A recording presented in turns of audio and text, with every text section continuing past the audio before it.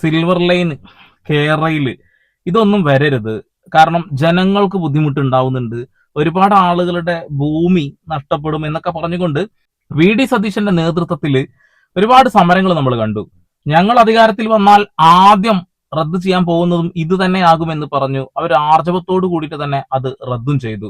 ഭയങ്കര പിൻഫലമുണ്ടായിരുന്നു. കാരണം കുറ്റിയടിക്കപ്പെട്ട ആളുകളുടെ വീടുകളിൽ അവർക്ക് ബുദ്ധിമുട്ടുണ്ടാവും. ഇപ്പുറത്ത് നിൽക്കുന്ന നമുക്ക് എന്ത് വേദന. വികസനം ജനങ്ങളുടെ നെഞ്ചത്ത് കയറാനാവരുത് എന്നുള്ളതാ.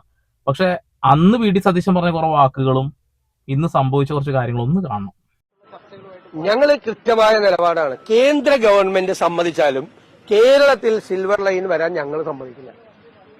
കൃത്യമായ നിലപാടാണ്. ആർക്കാണ് ഇത്ര പെട്ടെന്ന് 14 മണിക്കൂറിൽ നിന്ന് 4 മണിക്കൂറിൽ എത്തേണ്ട ഒരു കാര്യം എന്താണ്? 12 മണിക്കൂറിൽ നിന്ന് 4 മണിക്കൂറിലേക്ക് നല്ല ആവശ്യമുണ്ടോ?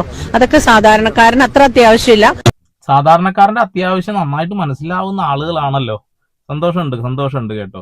പക്ഷെ 3 മണിക്കൂർ കൊണ്ട് കണ്ണൂർ എത്താന്നൊക്കെ പറയുന്നത് എന്തിനാണ് ഇപ്പൊ അത്? വല്ലാത്തൊരവസ്ഥ തന്നെയാണ് കേട്ടോ. എന്റെ പൊന്നു വി.ഡി. സതീശൻ സാറേ, ഇവിടെ ജനങ്ങളെ ഉപദ്രവിക്കാതെ ഇനി ആകാശത്ത് കൂടെയാണോ നിങ്ങൾ ഇനി ഒരു റെയിൽവേ പാളം വിടാൻ പോകുന്നത്? ഭൂമി എടുക്കാതെ എങ്ങനെയാണ് ഈ പരിപാടി നടത്താൻ പറ്റുക?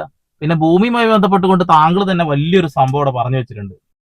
ലൂസായിട്ടുള്ള മണ്ണാണ് 90% കേരളത്തിൽ.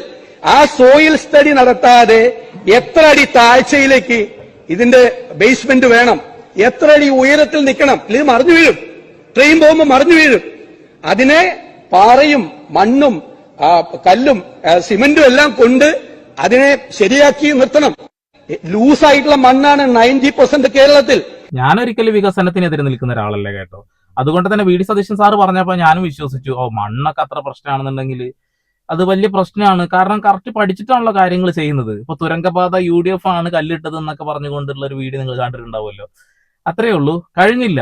അന്ന് ഇതിനെ എതിർക്കാൻ മണ്ണിനെ കുറിച്ച് മാത്രമല്ല കുറച്ച് കാര്യങ്ങളും പറഞ്ഞിട്ടുണ്ട്. കിഴക്ക് ഫോറസ്റ്റ് ആക്ട്, പശ്ചിമഘട്ട മലനിരകളിൽ മുഴുവൻ പ്രശ്നം, ഇടയ്ക്കുള്ള സ്ഥലത്ത് എന്താണ് നെൽവയൽ നീർത്തട നിയമം, പടിഞ്ഞാറ് തീരദേശ പരിപാലന നിയമം. ഇതിന്റെ ഇടയിൽ ആകെ കുറച്ച് ഭൂമിയാണ് കേരളത്തിൽ. വല്ലാത്ത ജനസാന്ദ്രതയുണ്ട്. ഒരു 3 സെന്റ് ഭൂമി ഒരാൾക്ക് വാങ്ങിച്ചൊരു വീട് വയ്ക്കാൻ നിവർത്തിയില്ലാത്ത ഈ സംസ്ഥാനത്താണ്. ഇതൊന്നും മനസ്സിലാക്കാതെ പഠിക്കാതെ ഈ പ്രോജക്റ്റിനോടുള്ള താല്പര്യം മനസ്സിലായ, വേറൊരു ഇൻട്രസ്റ്റ് ഇല്ല. പ്രോജക്റ്റിനോട് ചില താല്പര്യമുണ്ട്, അറിയാല്ല. ഇടടോ മ്യൂസിക് എന്തുവാടേ ഇത്? എന്താ ഞാൻ പറയേണ്ടത്? അന്ന് ഇത് മാത്രല്ല പറഞ്ഞത്, പ്രോജക്റ്റിനോടുള്ള ഇഷ്ടം കൊണ്ട് മാത്രമെന്നല്ല, വന്ദേ ഭാരത് മതി ഇവിടെ. വന്ദേ ഭാരത് ഉള്ളപ്പോ എന്തിനാണ് ഇങ്ങനെ ഒരു ട്രെയിൻ സർവീസ്? തീവണ്ടി ആവശ്യമില്ല. ജനങ്ങളുടെ ഭൂമിയിൽ വന്നിട്ട് അങ്ങാണ്ട് അടിക്കരുത് കുറ്റി. നമ്മൾ വിചാരിച്ച് വി.ഡി. സതീശൻ കാര്യമായിട്ട് പറഞ്ഞാന്നുള്ളത്. അന്ന് പറഞ്ഞ വേറൊരു വാക്കുകൂടി കേൾക്കാം. പാർട്ടി സെക്രട്ടറി പറഞ്ഞു ഞങ്ങൾ കേരളയിൽ കൊണ്ടുവരും. ഈ വന്ദേ ഭാരത് വന്നപ്പോൾ തന്നെ ഞങ്ങൾ അന്ന് പറഞ്ഞു വന്ദേ ഭാരത് വന്നാൽ മതി. 495 വന്ദേ ഭാരത് ഇന്ത്യയിൽ വരുന്നുണ്ട്. അതിന്റെ ഡ്യൂ ഷെയർ കേരളത്തിന് കിട്ടും. ഇപ്പൊ എത്ര മണിക്കൂർ കൊണ്ടാണ് എത്തുന്നത്? 2.5 മണിക്കൂറിന്റെ എറണാകുളത്തെത്തും. വന്ദേ ഭാരത് വൈകുന്നേരം 4 മണിക്ക് കയറി കഴിഞ്ഞാൽ ഇല്ലേ, 6:30 എത്തും വൈകുന്നേരം. ഒരു 2 വന്ദേ ഭാരത് കൂടി വന്നു കഴിഞ്ഞാൽ അല്ല അതൊക്കെ ഉണ്ടാവുമല്ലോ, അത് കുറച്ചൊക്കെ വ്യത്യാസം വരുന്നു. അല്ല അതൊക്കെ ഉണ്ടാവുമല്ലോ, അത് കുറച്ചൊക്കെ വ്യത്യാസം വരുന്നു. ട്രെയിനിലൊക്കെ ഞങ്ങൾ പറഞ്ഞ വാചകങ്ങളൊക്കെ എടുത്തു വെക്കും, നിങ്ങൾ ചില്ലിട്ട് സൂക്ഷിച്ചു വയ്ക്കും. ഈ കാര്യത്തെക്കുറിച്ചൊക്കെ പറഞ്ഞത് ഞങ്ങളത് പഠനം നടത്തിയിട്ടല്ലേ പറഞ്ഞത്.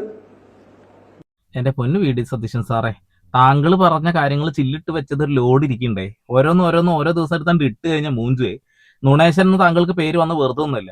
താങ്കൾ ഇപ്പൊ കേരളത്തിന്റെ മുഖ്യമന്ത്രിയാണ്. ആ ഒരു കാര്യം വെച്ചുകൊണ്ട് താങ്കൾ പഴയ കാര്യങ്ങൾ കുത്തിപ്പോക്കാൻ പറയരുതേ. പുതിയതെന്തെങ്കിലും പറ ചേട്ടാ, അത്രേ പറയുന്നുള്ളൂ. താങ്കൾക്കുള്ള മറുപടി നിങ്ങളുടെ ടീമിൽ തന്നെ വന്നിട്ടുണ്ട് കേട്ടോ. ആർക്കാണ് ഇത്ര പെട്ടെന്ന് 14 മണിക്കൂറിൽ നിന്ന് 4 മണിക്കൂറിൽ എത്തേണ്ട ഒരു കാര്യം എന്താണ്? 12 മണിക്കൂറിൽ നിന്ന് 4 മണിക്കൂറിലേക്ക് നല്ല ആവശ്യമുണ്ടോ? അതൊക്കെ സാധാരണക്കാരന് അത്ര അത്യാവശ്യമില്ല.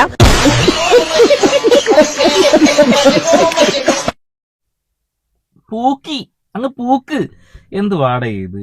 ഇപ്പൊ കഴിഞ്ഞ ഒരു വീഡിയോയിൽ ഒരുത്തും വന്നിട്ട് കമന്റ് ഇട്ടുണ്ട്, ഭൂലോക തെറിയ വിളിച്ചിട്ടുള്ളത്. അവനവന്റെ തന്തേനും തള്ളേനും വിളിക്കുന്ന തെറിയൊക്കെ എനിക്ക് വന്നിട്ട് ഇട്ടിട്ട് എന്താ കാര്യമുള്ളത്? എനിക്ക് ഭയങ്കര ഇഷ്ടപ്പെട്ടു. കാരണം നീ നിന്റെ തന്തേനും തള്ളേനും വിളിക്കുന്നത് തന്നെയല്ല എന്നെ വിളിക്കുന്നത് ആലോചിക്കുമ്പോൾ സന്തോഷം മാത്രം.